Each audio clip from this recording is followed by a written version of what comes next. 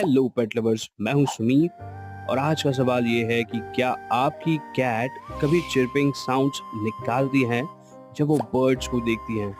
आज हम बात करने वाले हैं इस यूनिक और इंटरेस्टिंग हैबिट के बारे में।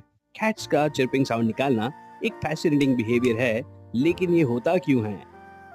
फैक्ट नंबर 1, चिर्पिंग कैट के नेचुरल हंटिंग इंस्टिंक्ट से रिलेटेड होता है।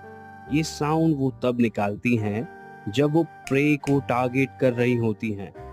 ये साउंड उनके फ्रस्ट्रेशन और एक्साइटमेंट को एक्सप्रेस करता है जब वो प्रे को फिजिकली कैच नहीं कर पाती हैं।